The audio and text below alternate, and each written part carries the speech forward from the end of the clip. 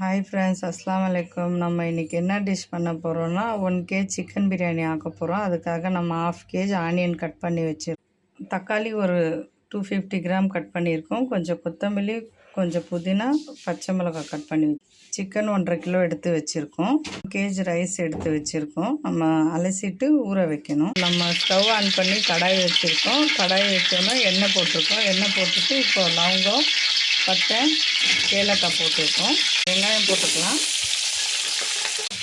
உப்பு சேர்த்துக்கலாம்.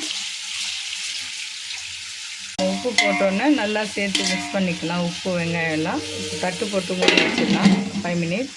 நம்ம பிளேட் இப்போ ஓப்பன் பண்ணிவிட்டு வெங்காயம் கொஞ்சம் ப்ரௌன் கலரில் வந்தோடனே நம்ம சிக்கன் வாஷ் பண்ணியிருக்கோம். இப்போ சிக்கன் போட்டு நம்ம எல்லாம் மிக்ஸ் பண்ணி கொடுத்துட்டோம். 1 ஸ்பூன் இஞ்சி பூண்டு பேஸ்ட்டு சேர்த்துக்கலாம். 1 ஸ்பூன் மஞ்சள் தூள் சேர்த்துக்கலாம்.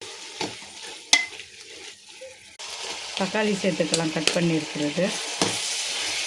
கொத்தமல்லி, புதினா, பச்சை மிளகாய் சேர்த்துருக்கோம். மசாலா சேர்த்துக்கலாம். காஷ்மீர் மசாலா ஒரு 1.5 ஸ்பூன் சேர்த்துக்கலாம். சேர்த்து எல்லாம் மிக்ஸ் பண்ணலாம்.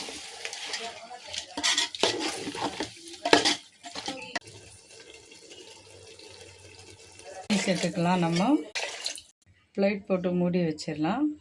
ஆவி வந்த பிறகு அரிசி கழுவின ஊறி இருக்க அரிசி அப்புறமா போடலாம். நல்லா தண்ணி கொதிச்சிச்சு. கொதிக்கிற டைம் நம்ம ஊற வச்சிருக்க ரைஸ் சேர்த்துக்கலாம். நல்லா மிக்ஸ் பண்ணி கொடுக்கலாம்.